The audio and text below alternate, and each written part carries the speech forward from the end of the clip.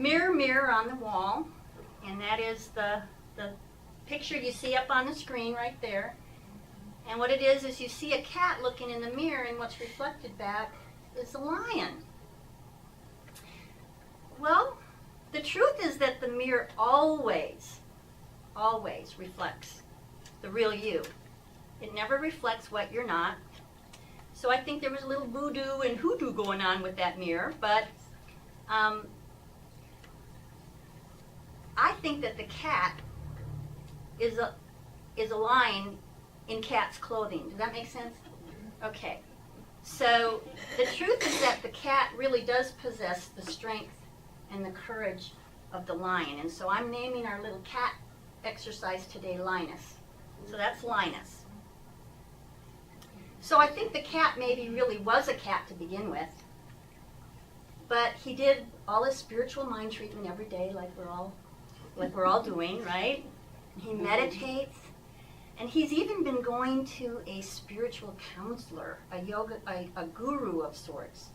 He's been going to Kitihanda Yogananda. And all this spiritual work has resulted in monumental change and growth.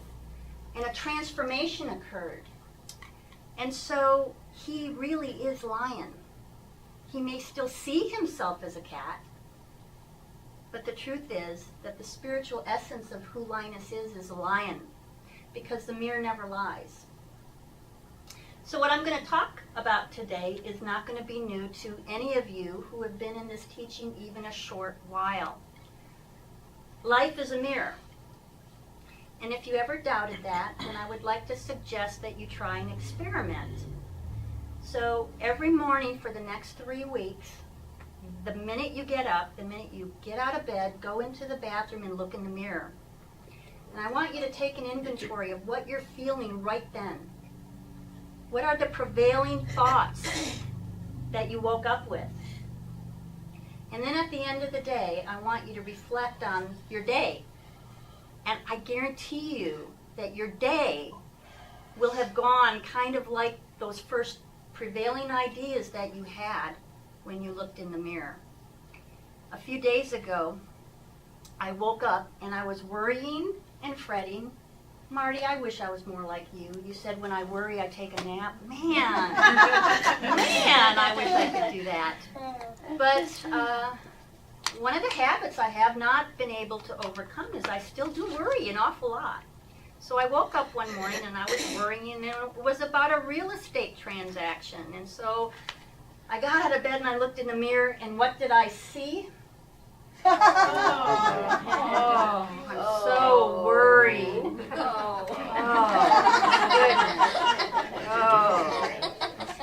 And you know, as the morning progressed, my mood really soured even more.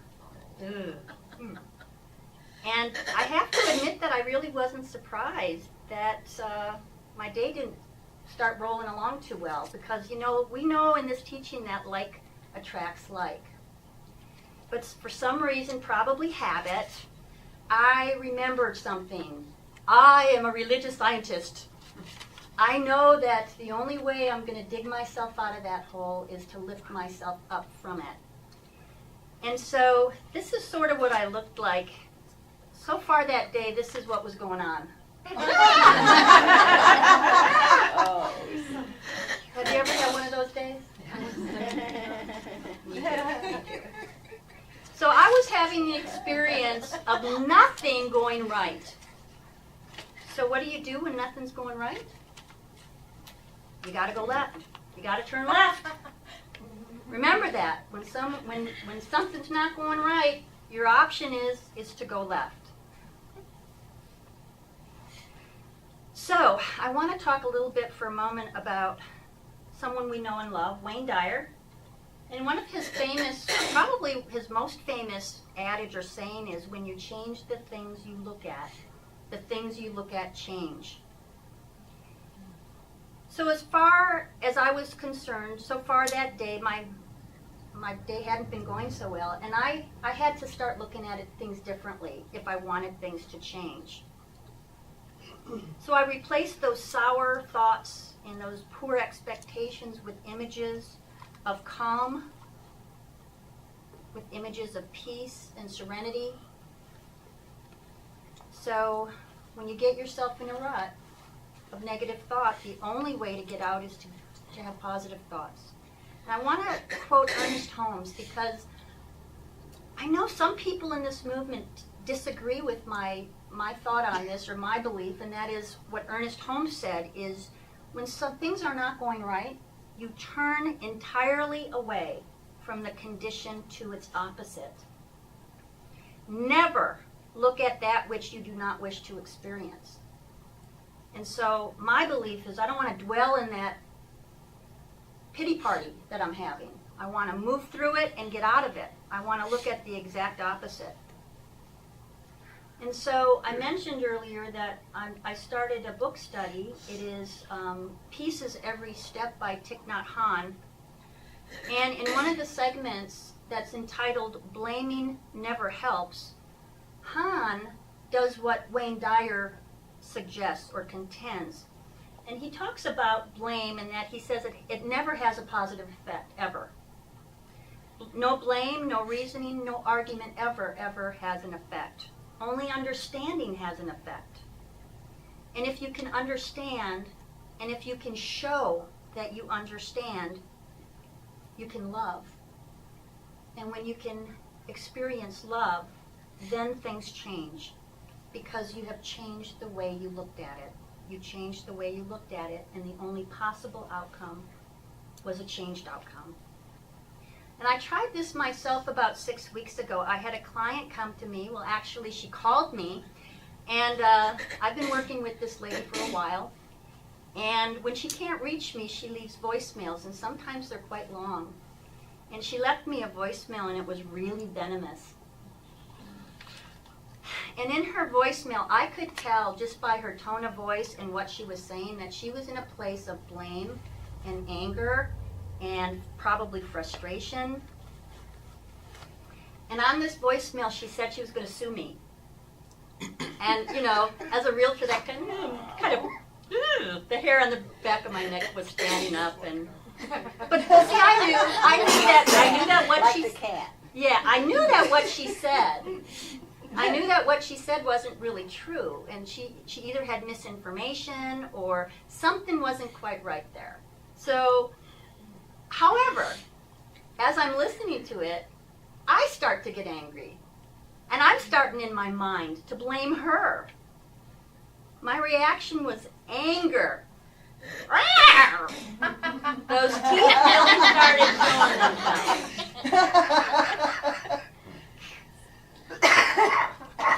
I felt my defenses go on high alert, and I had my armor on. I put my armor on. I'm ready to strike. I am ready to strike. And so I stewed over this for a little bit, and then I remembered Dyer's quote. When you change the things you look at, the things you look at change. And so I put myself in her shoes for a few minutes. Breathing in, calm, peaceful, serenity, and breathing out all worry and fear and doubt. And I considered what I was going to say to her. And just so that I wouldn't forget, I jotted a few things down on a piece of paper. And I did a quick spiritual mind treatment to center myself, and then I called her, and I spoke with her. And as I was speaking with her, I could hear in her voice, she began also to become more calm and peaceful, and she retreated in her position. Now, this is a woman who is a pretty stubborn gal. She didn't apologize to me, but about a week later, I got an email from her apologizing and saying, you know, I didn't have all the facts. Now I know what's going on. I'm really sorry I lashed out at you. And I think through the whole thing is she had an angry reaction. I had an angry reaction, and I looked at this and I said, holy cow, we're both practicing religious scientists. this is not how practicing religious scientists act. But we had a great conversation later. All the air was cleared. Now things were open and we could close the transaction without any obstacles coming up. And so I said to myself, okay, she's a religious scientist, I'm a religious scientist. What was the original cause? What happened? Well, it either had to be she had some negative thought, or I had some negative thought, or maybe we both had some negative thought going on. And so as I'm thinking back on this whole thing, I said to myself, you know, I remember thinking to myself when I got the offer for her property, I remember thinking to myself, well, I hope so-and-so doesn't have this big drama queen event happen this time. So, at a minimum, the universe was responding to my negative thinking at the very minimum, and it was just bringing it to me like moth to a flame. So what you put out there is what you get. Have you ever heard the saying, I know you all have, the eyes are the window to the soul? Yes. Right? Well, it's basically stating that if you look into somebody's eyes, you can really see who they really are. So if you see in their eyes love and kindness and compassion, that's really who they are. At least that's who they are in that moment. Now, sometimes we see worry and fear and doubt and sometimes hatred in people's eyes. But remember that all of that is a mirror of your consciousness. So I'm thinking, have you ever, before, the very first time you meet someone, before either of you have uttered a word, sometimes we already think we know who they are, right? If there's just a feeling or a knowing. Well, I remember one time I met someone for the first time, and I thought one thing. I thought, oh, what a, nice gentleman, whatever. And he said something, and it was totally opposite of what I thought. And I thought, wow, I really kind of missed something there. But I was thinking, too, about a time when I had a potential client. And he called me up and he said, I want to list my property with you. And so I went out to meet with him and to look at the property. And I just had this immediate sense that there's something not quite true about what he was saying to me. So I felt like he was either leaving something out or perhaps he was hiding something. And about a day and a half, 2 days later, I was sitting in the office looking at the MLS, and all of a sudden I see his listing pop up. Well, he had just told me he was going to list with me, and now he's just listed with someone else. And I used to, the worrier that I am, I used to get worried and just kind of down about all that. And then I thought, and increasingly these days I am thinking, well, that's actually good, because do I really want a client who I just feel is either being dishonest or hiding something from me? Probably not. I know that over the years, I have on occasion taken clients against my, gut impression or whatever, and it's always, always, always been a mistake. So I am learning.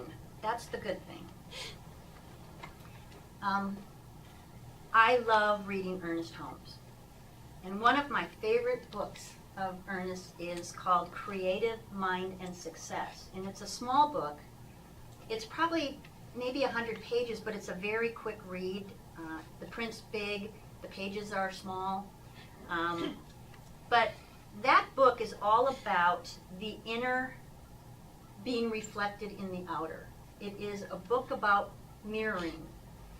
And in that book, he says, things are but outer manifestations of inner mental concepts. And he says this means a persistent, firm determination to think what we want to think, regardless of all outer evidence to the contrary. And one of the best lines in that book is, we all need more backbone and less wishbone. So he says, stop wishing for things. Know that they are yours now. Start acting it, start being it. Be persistent in your thinking. That which you desire is yours now. And you have the power to create that.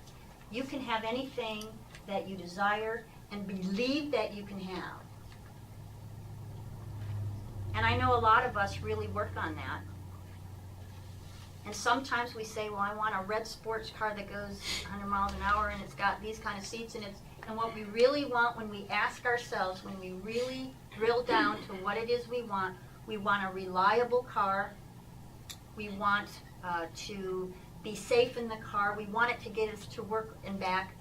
But we clutter our mind with this superfluous stuff that really doesn't make any difference.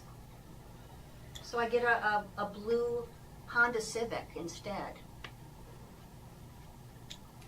I want to talk for a minute about world peace. So can you just take everything else out of your mind and I say world peace?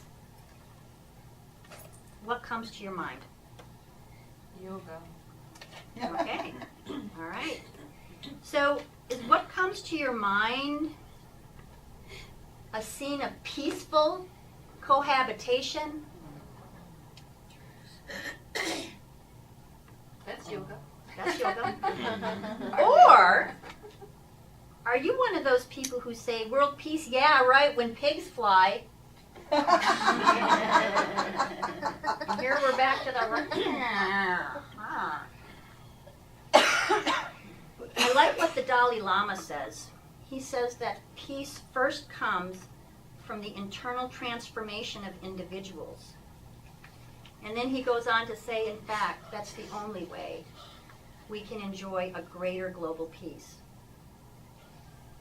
So to reflect in the mirror world peace, we must do what Holmes tells us to do. And that is turn entirely away from its opposite. Turn entirely away from conflict. Stop watching the news. Stop reading the news articles that talk about conflict and war and assault. And replace those negative ideas with the opposite. Only then will we be able to enlarge that concept of peace and move it globally. And I know that some of us sometimes we think small. We say, oh, but me alone? Thinking world peace? Hogwash. But how do you really know that it might not be you that is that tipping point in consciousness? I know that many of you were part of the group when we did a book by Greg Braden called Fractal Time. We did a book study by Greg Braden. And some of us actually went to a talk that Greg Braden gave in Asheville. And Greg Braden has an equation in which he calculates what it would take to have some shift in consciousness for any group of people. And so let's keep with this theme of world peace for a moment. So if our group that we're trying to change is approximately 7 billion people, he tells us how many people it would actually take thinking, believing, being world peace to actually make that global shift. Does anybody here know what the equation is? 7? Well, actually, you take the total population, in this case 7 billion, and you take its square root. Now, I didn't do the math, but the math was in the book for me, so I'm going to trust it. 8,366 people on the entire globe need to be thinking, acting, believing world peace, and it actually will cause that tipping point in consciousness where we will all be living in world peace. So when you say, I alone can't do anything, you might be number 8,366. Any one of you. That's pretty cool. So I was thinking about mirroring and characteristics, and I know a lot of people in this teaching really connect with Native American traditions. And so I thought I was going to look and see what Native American talked about or what they said about mirroring or reflecting, and really what the native traditions talk about animal totems. And what they say is that if you see more than your typical number of a certain animal, find out what that animal represents. It's reflecting you. So I will tell you later, or maybe you can guess which one of these I've been seeing a lot of lately. Not very complimentary, but anyhow, the cat totem, which is who we're looking with today. If you see a ton of cats and that's not your norm, it's mirroring back to you that you are in a place of guardianship or detachment, stealth, desire, liberty, lust, pride, and vanity. Or if you see a ton of dogs and that's abnormal for you, that's reflecting guidance and protection, faithfulness, loyalty, steadfastness in adversity, and sensitivity to feelings. The deer represents love and gentleness and walking in the light. The donkey, any guesses what that represents? Stubbornness, stupidness, and lewdness. The firefly, which I'm seeing a lot of lately, but I think that's in season, communication and illumination. The hawk is nobility, messenger, observer, clarity, and inspiration. The mouse is illusion and charm. The scorpion is defense and self-protection. And the turkey is sacrifice to others. The turtle is self-contained, creativity, the earth, planning, and adaptivity. And the woodpecker is prophecy, power, and change. Those are just a few I looked up. I'll let you, in your quietness, guess which one of those I saw a lot of recently.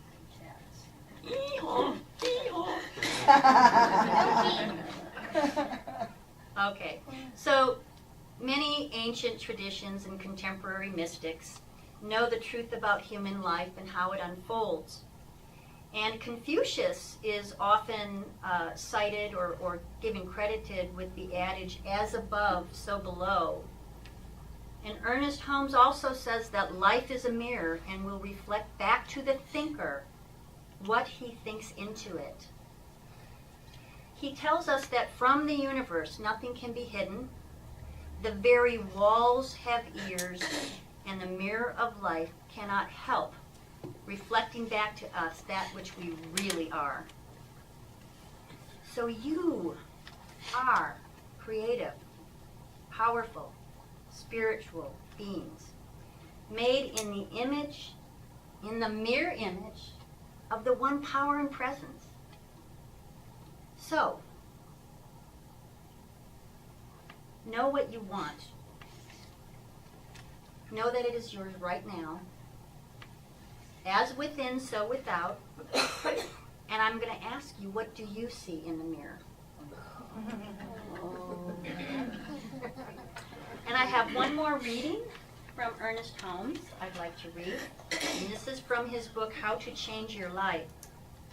And this little snippet is called How to Attract Good Things. You are either attracting or repelling according to your mental attitudes. You are either identifying yourself with lack or with abundance, with love and friendship or with indifference. You cannot keep from attracting into your experience that which corresponds to the sum total of your states of consciousness.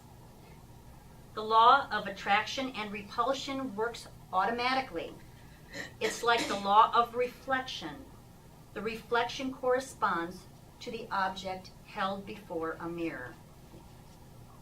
How careful then you should be to guard your thoughts, not only seeing to it that you keep them free from doubt and fear, accepting only good, but equally consciously repelling every thought which denies that good. And so thank you, and peace, and love, and so it is. Amen.